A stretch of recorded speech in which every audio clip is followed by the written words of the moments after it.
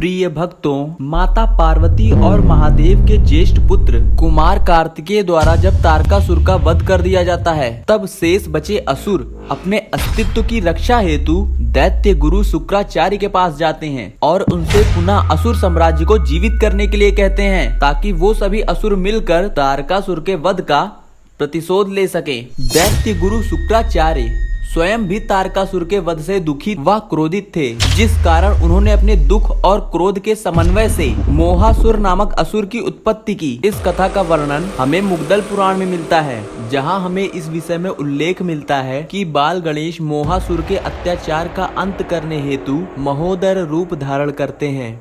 तो आइए जानते हैं आखिर ज्ञान के देवता गणेश जी किस प्रकार मोहासुर का सामना करते हैं। महर्षि शुक्राचार्य मोहासुर को उसके जन्म का उद्देश्य बताते हैं और उसे सूर्य देव की उपासना करने को कहते हैं। मोहासुर, असुरों का अस्तित्व खतरे में पड़ गया है, अतः सूर्य देव की उपासना कर उनसे कोई अस्त्र शस्त्र ना मांगकर मोह भाव का वरदान मांगना, क्योंकि मोह शक्ति का प्रयोग कर सभी को अपने वश में कर सकते हो। अब जाओ, अपने जन्म को सार्थक करो। गुरुदेव, आपकी जैसी आज्ञा।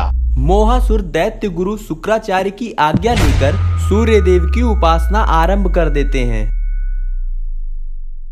ओम सूर्य देवाय नमः।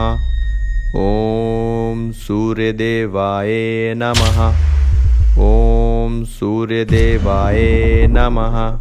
और वो कई वर्षों तक अन्न जल त्याग कर तपस्या करता है। ओम सूर्य देवाय नमः। ओम सूर्य देवाय नमः। मोहासुर, तुम्हारे 1000 वर्षों के कठिन तपस्या से मैं प्रसन्न हूँ। मांगो, तुम्हें क्या वरदान चाहिए? हे सूर्यदेव, मुझे ना तो किसी अस्त्र शस्त्र की अभिलाषा है और ना ही अमरता की। बस आप मुझे मोह भाव का वरदान दें, जिससे मैं समस्त सृष्टि में मोह भाव उत्पन्न कर सकूं। तथास्तु। मोहासुर को वरदान देने के बाद सूर्य देव अंतर ध्यान होकर सूर्य लोक चले जाते हैं। सूर्य देव से मिले वरदान के बाद मोहासुर दैत्य गुरु शुक्राचार्य के समक्ष उपस्थित हो जाते हैं।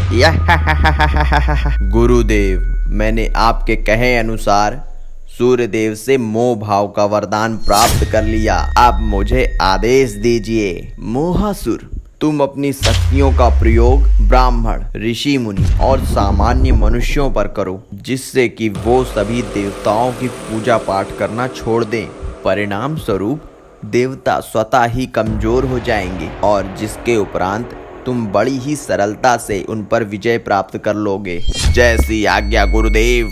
मोहासुर अपने गुरु के परामर्श अनुसार अपनी शक्तियों का प्रयोग ऋषि मुनि और सामान्य मनुष्यों पर करने लगता है और जहां पर ऋषि मुनि यज्ञ कर रहे होते, वहां पहुंचकर वो सभी ऋषियों को अपने वश में कर लेता। मूर्ख ब्राह्मणों, देवताओं को आहुति देना बंद करो, मेरी शरण में आ जाओ, मैं तुम्हें क्षमादान दे दूंगा। ए मूर्ख असुर, तू कौन होता है मुझे मेरी आराधना से रोकने वाला? अभिमानी ब्राह्मण, तुम सभी मोहासुर की शक्तियों से परिचित नहीं हो। ऐसा कहकर मोहासुर यज्ञ को भंग करने के लिए अपनी शक्तियों से बारिश करने लगता है। तभी यज्ञ में विघ्न पड़ता देख एक ब्राह्मण अपनी शक्तियों से बारिश को रोक देता है और एक पुष्प को कटार के रूप में परिवर्तित करके मोहासुर की ओर फेंक देता है, जो मोहासुर को घायल कर देता है। तभी मोहासुर अपनी शक्तियों का प्रयोग कर सभी ब्राह्मणों को अपने वश में कर लेता है और उन्हें स्वयं की पूजा करने का आदेश देता है। ब्राह्मणों, आज से तुम सभी मेरे दास हो।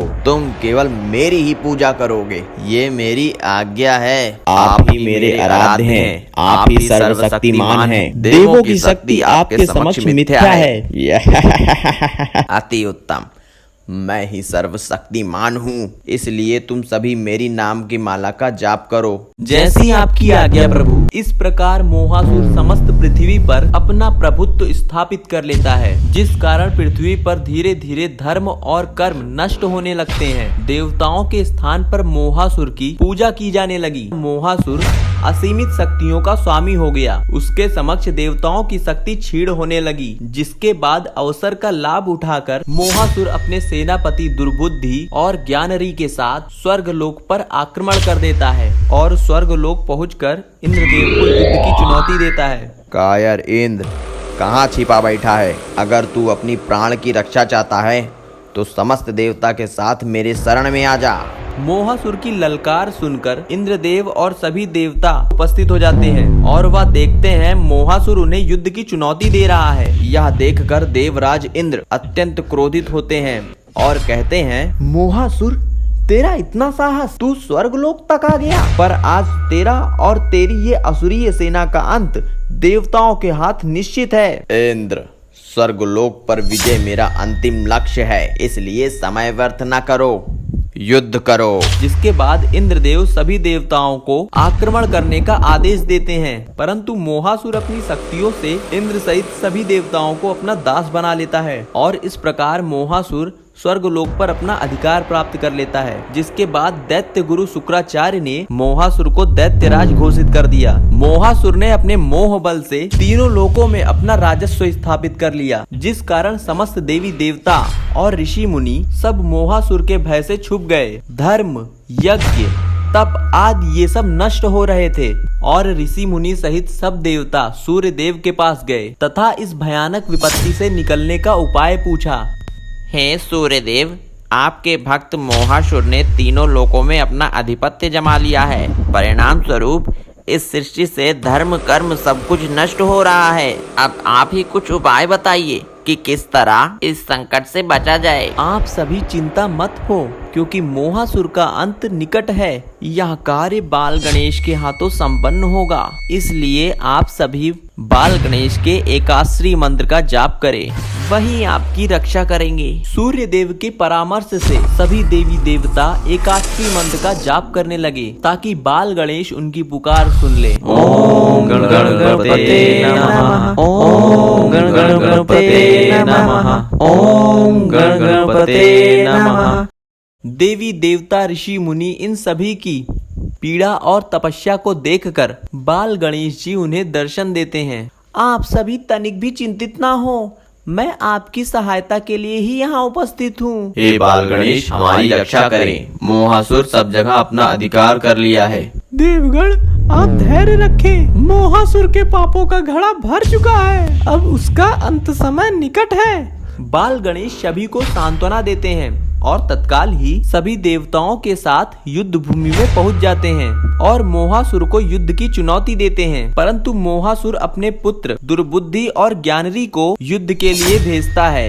इंद्र, तुम किस विचित्र प्राणी को सहायता के लिए लाए हो, जो ना तो मनुष्य है और ना ही पशु? दुर्बुद्धि, सच में तुम्हारी बुद्धि मलिन हो चुकी है, जो तुम माता पार्वती और महादेव के प्रिय पुत्र बाल गणेश का अपमान कर रहे हो। कायर इंद्र, इस बालक को क्या युद्ध में आहुति देने के लिए लाए हो? क्या तुम्हारे त्रिदेव हमारे भय से कहीं छिप गए हैं? मूर्ख असुर, तुम्हारा इतना दुस्साहस कि तुम हमारे आराध्य देव को अपमानित कर रहे हो। तुम्हें इसका दंड अवश्य मिलेगा। बाल गणेश को बालक समझकर ज्ञानरी उन पर प्रहार करता है, जिसे गणेश जी निसफल कर देते हैं। तभी गणेश जी एक दिव्य किरण उत्पन्न कर ज्ञानरी पर प्रहार करते हैं, जिससे ज्ञानरी का अंत हो जाता है, जिसे देखकर दुर्बुद्धि क्रोधित हो जाता है और वो गणेश जी से युद्ध करने आ जाता है। विचित्र प्राणी, तुम्हारे इतना दुस्साहस कि तुमने हमारे युवराज का अंत कर दिया। ऐसा कहकर दुर्बुद्धि भी गणेश जी पर प्रहार करता है, जिसे गणेश जी रोक देते हैं। तभी दुर्बुद्धि अपनी माया से एक मूषर उत्पन्न कर गणेश जी से युद्ध करने लगता है। दोनों के मध्य महाप्रलयंकारी युद्ध होने लगता है। तभी गणेश जी दुर्बुद्धि के ऊपर एक भयंकर प्रहार करते हैं, जिससे दुर्बुद्धि की मृत्यु हो जाती है। यह बात जब मोहासुर को पता चली तो वह बहुत क्रोधित हो गया। असंभव! दुर्बुद्धि और ज्ञानरी का वध करना असंभव है। ये दुस्साहस किसने किया? मोहासुर, दुर्बुद्धि और ज्ञानरी का अंत स्वयं भगवान बाल गणेश के हाथों हुआ है। इसलिए आवेश को त्याग दो, क्योंकि सृष्टि में उनके तेज का कोई सामना नहीं कर सकता।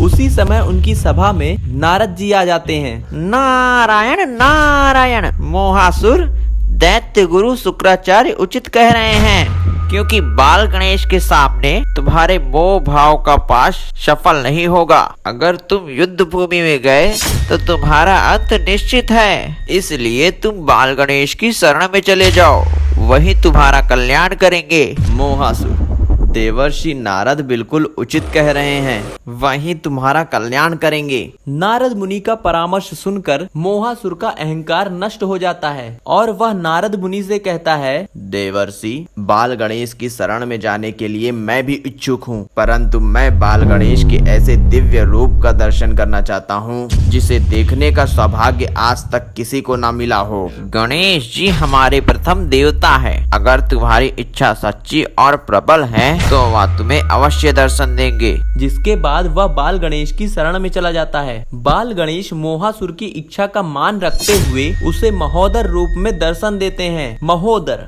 अर्थात जिसका उदर बड़ा हो, और वही विघ्नहर्ता गणेश जी हैं। इसलिए भक्तों, बाल गणेश मोहासुर को दिव्य दर्शन देकर उसे पाताल लोक भेज देते हैं और देवताओं को उन्हें उनका स्वर्ग लोक। तो प्रिय भक्तों, आपको हमारी यह कथा कैसी लगी कमेंट में जरूर बताइएगा और कमेंट में जय श्री गणेश जरूर लिखें। जय श्री राम।